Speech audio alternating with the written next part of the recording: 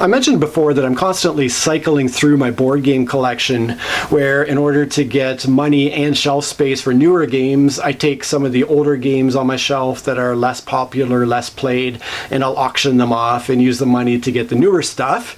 And in that manner, it's sort of a one game out, one game in type of system. So I've been trying to get another game auction up and running, but both time and energy have been kind of in short supply lately. So for this video, I thought it might be interesting to very briefly go over each of the games that are currently in my auction pile and talk about why I'm not keeping them on the shelf. Keep in mind that I do sell a lot of really great games because I can only keep so many if I want to keep buying new ones. So it's tough. It's really hard sometimes to give up a game that I do enjoy, yet in my heart know is not going to get a lot of play in comparison to all the other great games I already have. So let's really briefly run through this pile here, and we're going to start with the kids games, which you'll notice will have a common theme of the kids kind of outgrowing the game into something maybe a little more complex in a similar style. But let's just jump right to the games.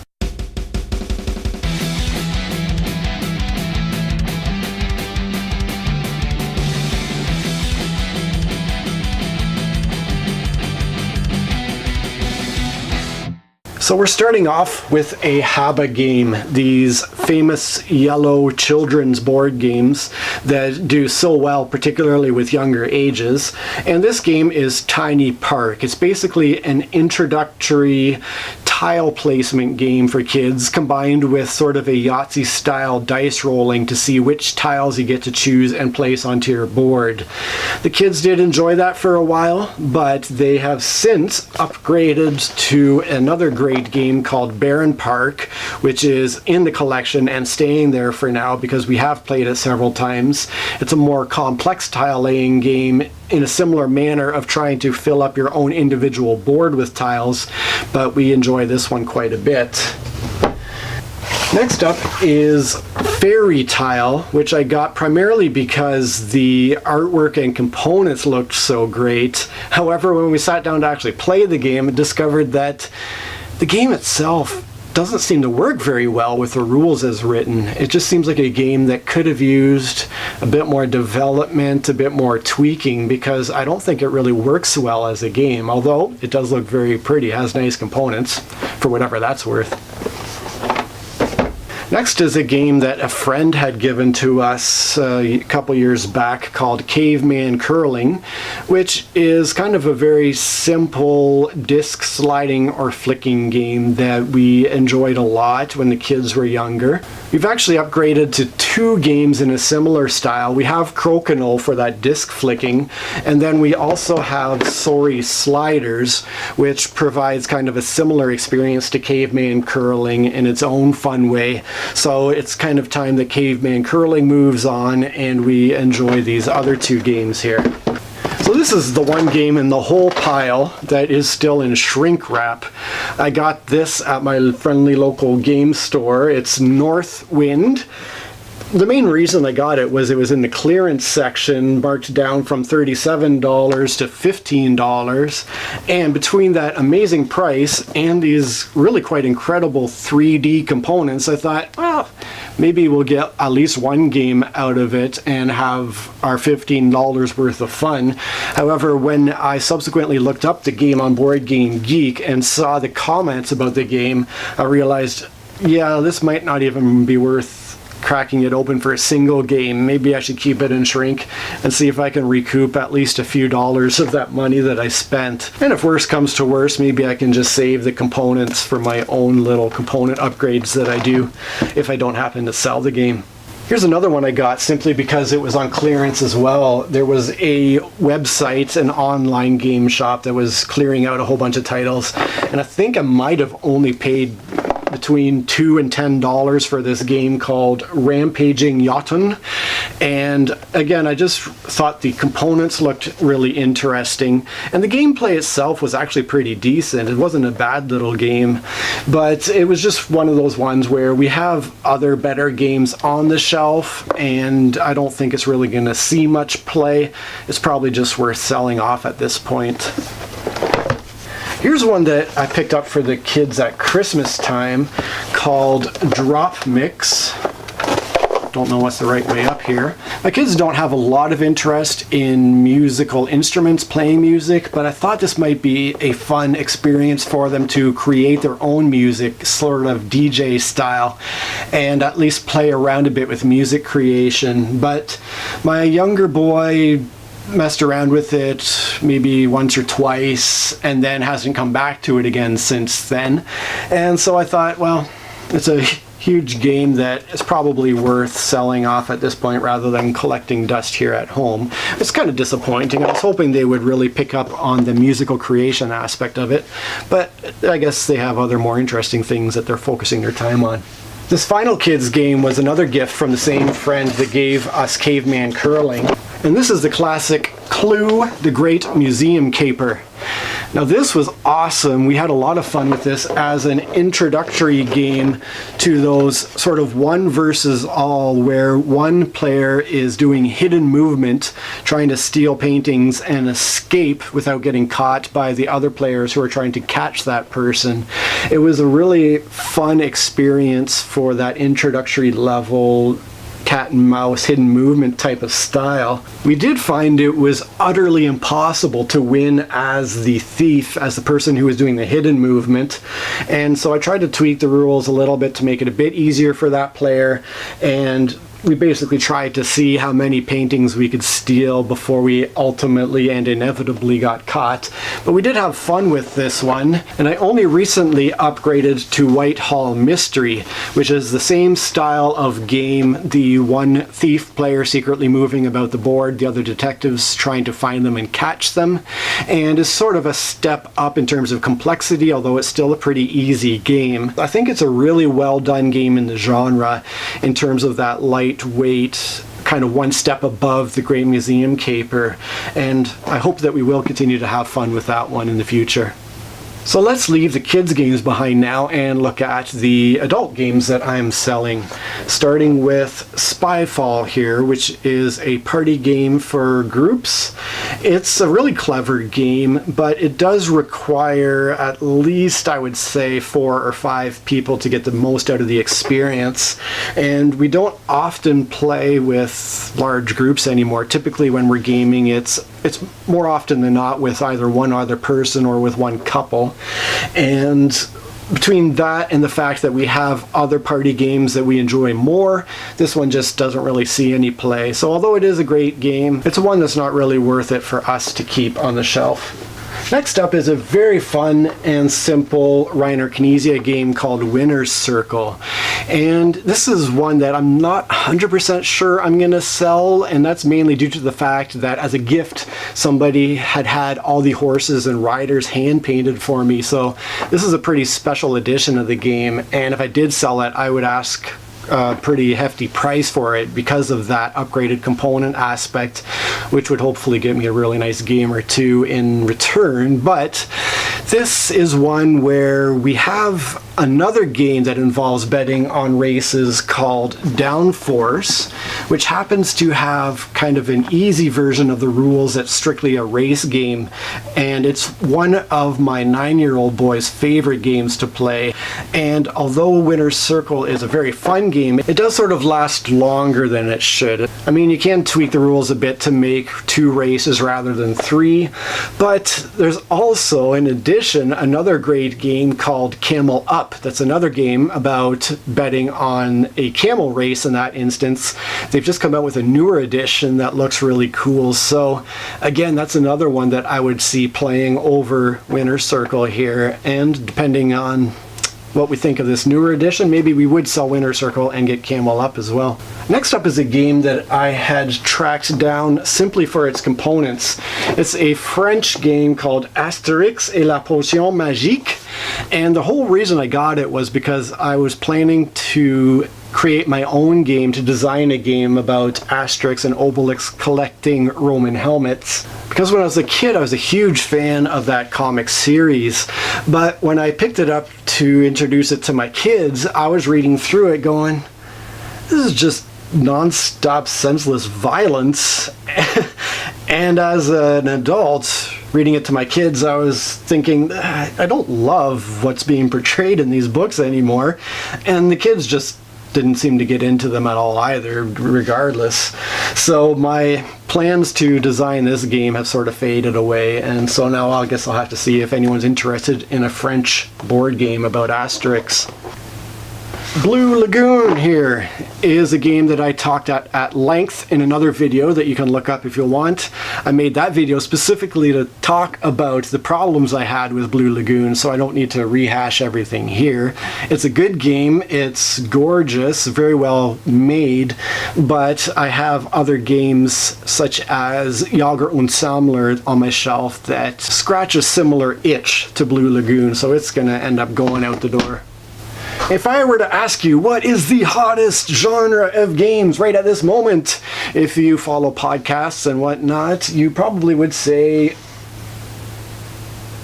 what's it called? Roll and writes. So I picked up this game called Steamrollers, where players roll dice and on their individual sheets create rail lines and try to get goods on a common board delivered to their own cities.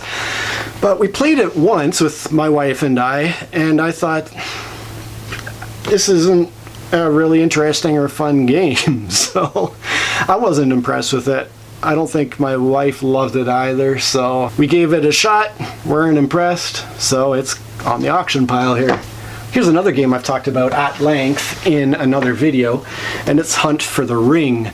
A really great, fun game that is one of the most beautiful games in terms of its artwork and graphic design that I've ever seen. But it's just a genre where there are a lot of really great games. I have already a few of them on my shelf. In the lightweight category, I have Whitehall Mystery, which I showed you a minute ago. In the medium weight range, I have Spectre Ops, which is straight up one of my favorite games ever. And then in the heavyweight, we have Fury of Dracula 3rd edition.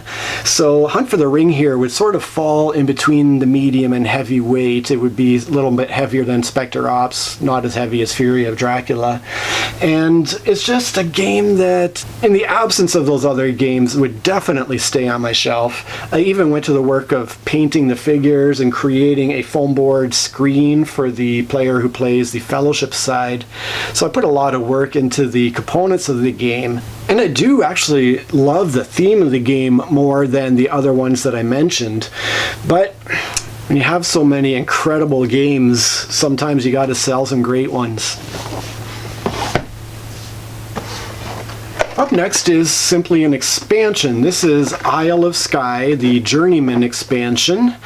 It's an expansion that I purchased. I opened it up, put it all together with the base game, read through the rules and thought, this just adds so much complexity to what is a very simple, easy game. And I don't think I'm interested in even trying the expansion. So I packed it all up again in the expansion box and then promptly bought the Druids expansion, which I think looks a little more approachable in terms of adding not a ton of complexity to the game. And I'm just going to go ahead and sell this one without even trying it. One of the great appeals of the original Isle of Skye game was how much of a fun and interesting game it was for how simple it was. Up next are a couple that kind of break my heart, and they're both train games too. So Whistlestop here is a game that I'd really enjoyed and really wanted to explore a lot more, but was such a flop with the two primary game opponents that I have, which are my wife and another friend of ours. There are a whole series of sort of root connection games, and I've explored a number of them. I've always wanted to find a really fun and interesting game of this type. But the problem that my group ran into with this particular game is the fact that it has a vast decision tree. You have so many options options to choose from each turn, so many branching decisions that could be made. There's a little bit of complexity to the game as well, but it's mainly the sheer number of decisions and options that are at the disposal of the players. It's something that I think is super interesting, and like I said, I would have really loved to explore it, but without players to play it with, there's not much point. I did see that the designer is working on some solo rules and recently posted the first draft, I think, of a solo rules ideas. So I'm maybe curious about trying that out, but I don't think that I necessarily want to just have this around as a solo game. And in the meantime, we have basically a super simple version of it that my whole family enjoys, including my kids. If I can reach over and grab Indigo here, which is another simple Reiner Knizia design that does something slightly similar, but in a very approachable, easy, fast to play experience. So it doesn't have the depth and complexity that I was looking for in a game of this type, but you know, it is still quite a lot of fun, and that's the one we're going to hang on to for the time being. The other train game that I'm somewhat loath to part with is First Train to Nuremberg, which seems to always end up on the auction pile whenever I start a new auction. At least for the past several years it has. And I always just seem to pull it off at the last second thinking, oh, it's such a fun little game. Such a challenging game too. It's a Martin Wallace train economic game that is a little tough to play well, but it is a lot of fun. At the end of the day, though, we haven't played it in a long time. We have Railroad Tycoon, which is one that I think that both my wife and I enjoy more than this game, and that it's been even longer since we've played Railroad Tycoon. So ultimately, this is going to have to go, and we'll keep Railroad Tycoon for now. The second last game I have here is one that I would never have gotten rid of had I not upgraded it. This is 1775 Rebellion, and it is in the Birth of America / Birth of Europe series of games that is so brilliantly designed. It is a very simple rule set, yet somehow manages to pack so much historical flavor into those few rules. And my first experience with this series was 1812, then I ended up getting 1775, and now I've upgraded to 878 Vikings, which I did talk about in my top 10 games of all time, and you can see more about that in my top 10 games video if you're interested. And then finally, we have this giant beast of a game, which I call Mario Pitch Cart, but is actually the game Pitch Car that has been significantly modified by myself to have a Mario Kart theme to it. So this is the original car race flicking game with crokinole style discs representing race cars around a track that you build yourself. And I have a couple of expansions here. I have the ramp expansion. I think I have the first two expansions for Pitch Car actually all in this giant box with all my customized components. But Pitch Car never worked super well as a game because of this modular board.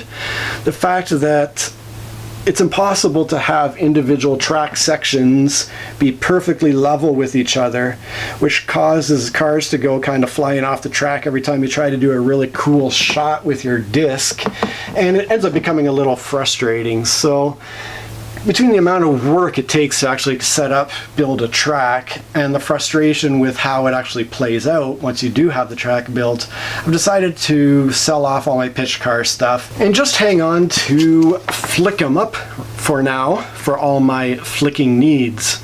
Although this game does need, I think, a little bit of rules tweaking. It's a bit more complex than it should be for a simple, fun flicking experience. So if I can find a way just to simplify the rules a little bit, I think this would be more of a hit than it has been, although we have had some fun with this one up till now. Well, that's the Flicky game that's going to stay on our shelf, along with Crokinole, and then Sori Sliders, which I showed earlier. So that's kind of the bulk of what's going to end up in my auction eventually. I do have a bunch of little sort of either board game accessories or promos or figures or this and that I'll throw into the auction as well. But in terms of the complete games and the one expansion, that's what I'm looking at selling. Who knows, I might end up pulling one or two of the games off of the auction pile. Like I said, Winner's Circle might end up hanging around.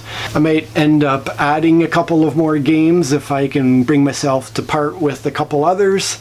But for now, this is what I'm getting ready to sell and the reasons why I am doing so. So hopefully you found that interesting. The preceding video has been brought to you free of charge by me, Josh. The only thing I ask in return is that you either choose to,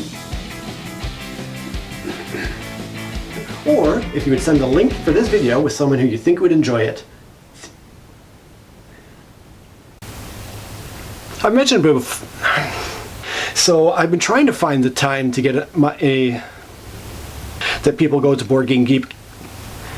For this video, I basically thought it would be interesting. Maybe it will be, some people might find that of interest.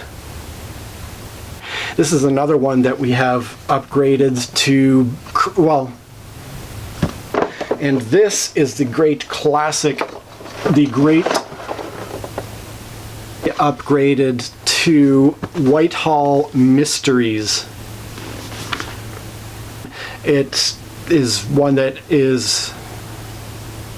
Next up is a very fun Reiner Knizia game called Winner's Circle. In terms of games where you're betting on races, we have